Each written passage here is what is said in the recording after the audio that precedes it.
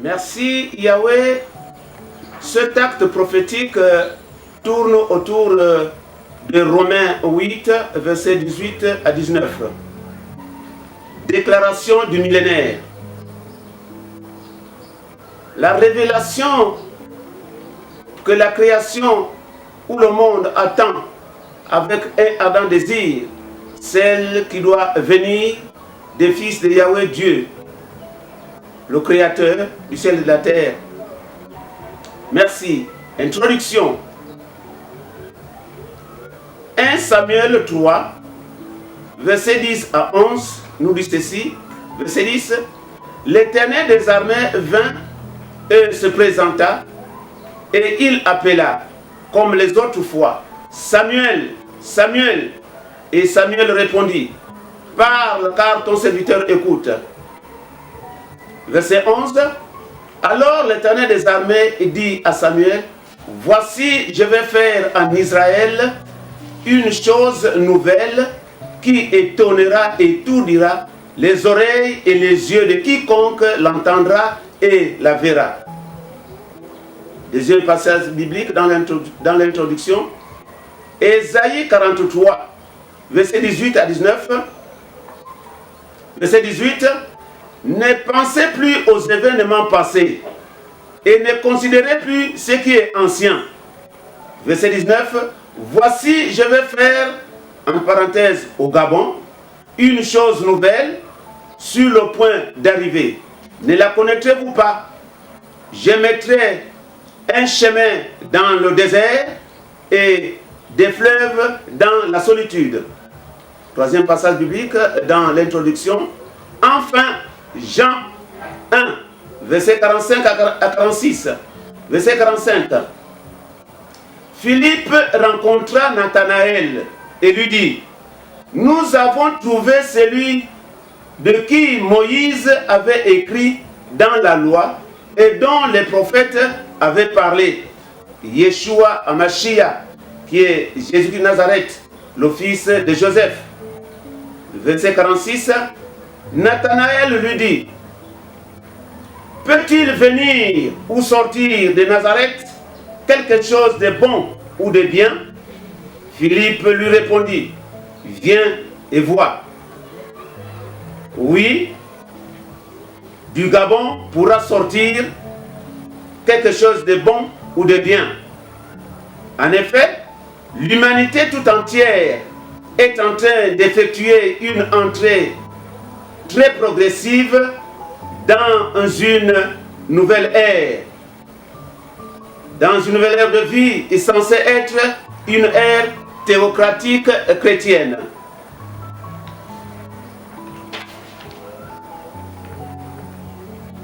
Que la création tout entière se prépare et s'apprête à recevoir la grande visitation divine, se prépare aux grands changements et aux grands bouleversements qui vont secouer la création, etc.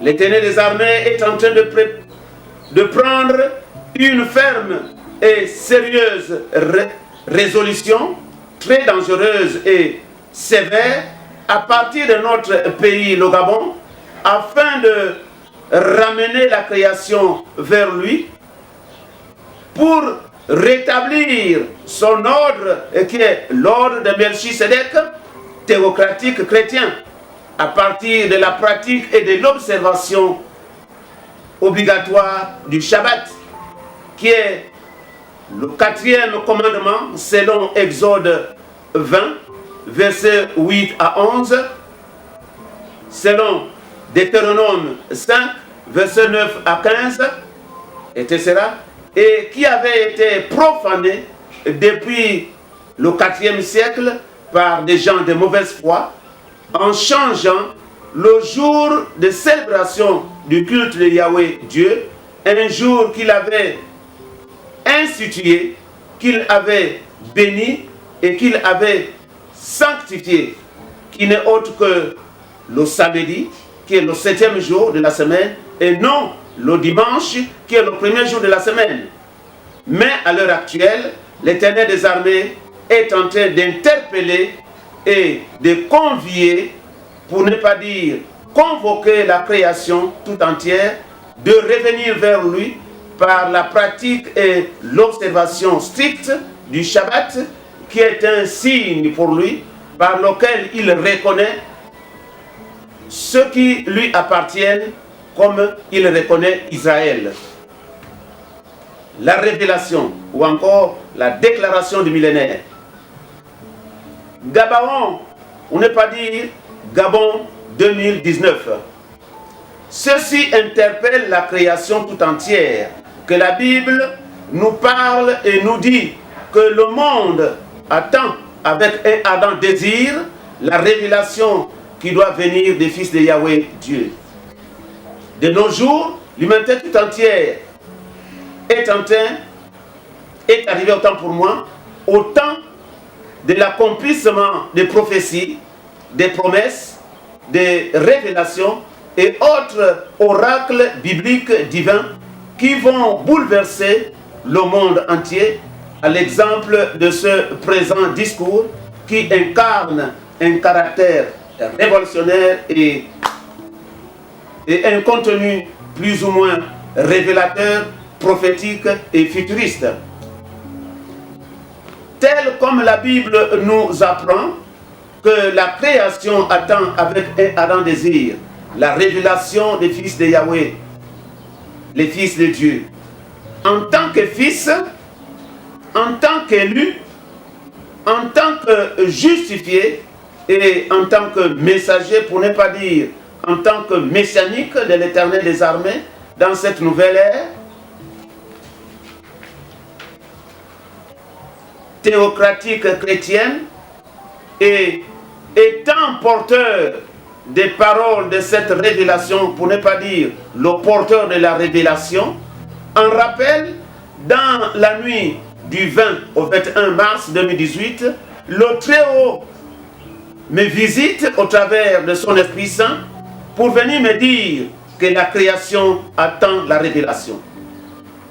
Voilà pourquoi, ne voulant plus trop faire attendre la création qui s'impatiente sur son avenir et son devenir, je viens au nom de l'Éternel des armées et au nom de Yeshua Hamashiach, qui est Jésus de Nazareth, avec tout le mandat, le pouvoir et l'autorité qu'il me donne, avec toutes les recommandations qu'il me donne aussi, je viens porter à la connaissance de la création la révélation qu'elle attendait avec impatience, parce que cette révélation, qui est une série d'informations révélatrices, plus ou moins prophétiques et futuristes, fixe, montre et oriente la création vers son avenir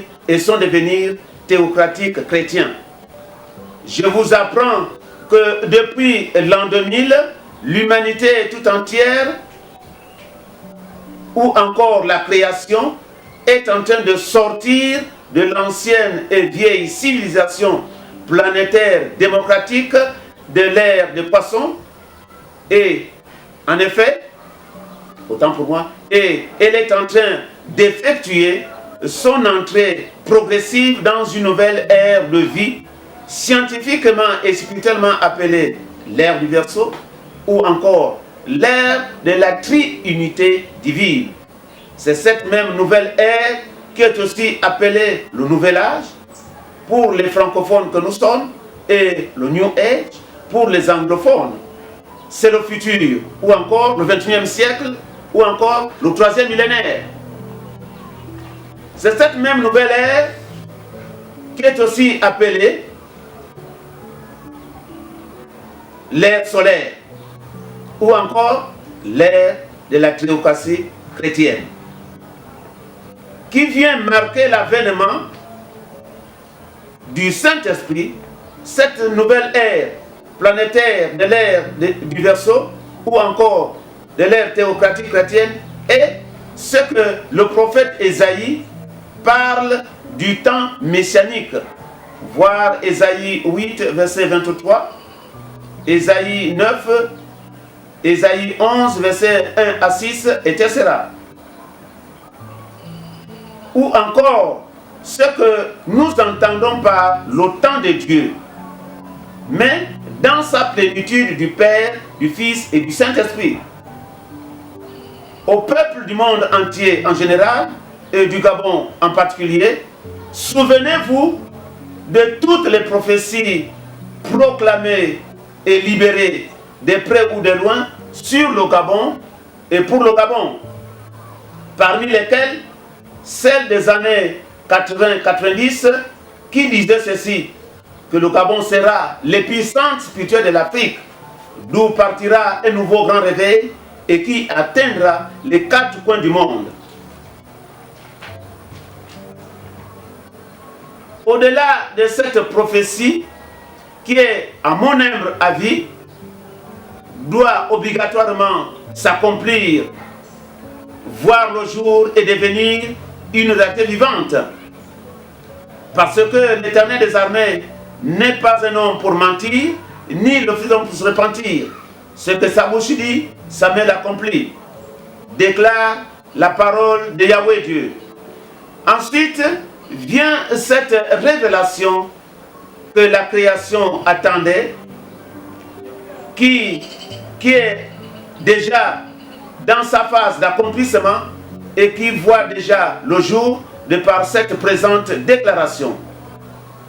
Et de par cette même occasion, je viens faire connaître à l'opinion nationale et internationale de l'existence et de la présence dans notre pays, le Gabon, et avec nous entre nos mains, d'une innovation futuriste et prophétique qui pourra bel et bien nous aider à concrétiser et à matérialiser, voire bâtir et réaliser le nouveau Gabon ou encore la nouvelle République qui sera elle-même aussi théocratique et chrétienne. Sachez que cette innovation qui est un manifeste du futur est appelée à être vulgarisée et à faire connaître sur le plan national qu'international pour le bien de la création tout entière. Beaucoup d'entre vous pourront peut-être faire la curiosité de poser la question suivante, de savoir qu'est-ce qu'est la théocratie chrétienne. La réponse biblique est simple. La théocratie chrétienne, c'est le temps de Dieu. C'est le temps, autant pour moi, ce temps qui avait été prévu, annoncé et révélé par les prophètes Isaïe, Ézéchiel, Jérémie, etc. D'où Yahweh Dieu, dans sa création, devrait se révéler et se manifester pleinement et puissamment dans sa divine tridimensionnelle. Voyons tous ensemble ce que nous dit le Larousse à propos de la théocratie chrétienne. La théocratie est un mot grec, un mot féminin. Chez les Grecs, théos veut dire Dieu. Kratos veut dire puissance. Nous comprenons automatiquement que c'est la puissance de Dieu. Voyons donc l'explication littérale et littéraire du mot théocratie. Le Larousse, selon le Larousse, la théocratie est un règne ou un système ou un régime politique dans lequel le pouvoir politique est considéré comme venant directement de Dieu et qui est exercé par ceux qui sont investis de l'autorité divine. Pour revenir sur l'objectif premier, qui est celui de porter à la connaissance de la création la révélation qu'elle attendait, à mon humble avis, l'objectif est atteint de par cette présente déclaration. Ce qu'il faut tout simplement retenir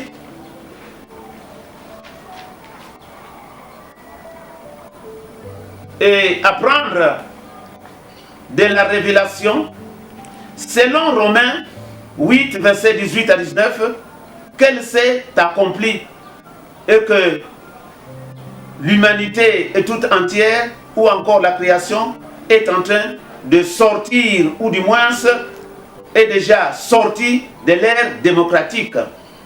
Et elle est en train d'effectuer progressivement son entrée dans la nouvelle civilisation planétaire théocratique chrétienne de l'ère du Verseau, dont nous y sommes déjà, et depuis, retenons que nous sommes en train de sortir spirituellement de la démocratie pour rentrer dans la théocratie chrétienne surtout. Nous sortons là de la volonté permissive de l'Éternel des armées pour rentrer dans sa volonté parfaite. En conclusion, c'est tout simplement que nous sommes arrivés au temps de l'Éternel des armées, le temps de Dieu, d'où il nous faut obligatoirement adopter, voire épouser sa nature divine par l'acceptation de son fils Yeshua Hamashiach, qui est Jésus de Nazareth, comme Seigneur et Sauveur personnel dans chacune de nos vies. Ensuite, il faut passer par les eaux de baptême pour être entièrement et totalement habité par l'Esprit de Dieu, qui est le Saint-Esprit, afin d'être conduit par lui pour mieux faire et être dans sa volonté parfaite de Dieu, bien sûr, par la pratique et l'observation du Shabbat, qui est un signe par lequel l'Éternel des armées reconnaît ce qui lui appartient. Enfin, pour terminer, l'Éternel des armées interpelle et convie la création à revenir vers lui par l'obéissance et l'application obligatoire du 4e commandement, par la pratique et l'observation du Shabbat, selon Exode 20, versets 8 à 11, selon Deutéronome 5, versets 5 à 15, etc., pour que la création rentre dans sa gloire divine de la deuxième maison, qui sera plus grande que la première.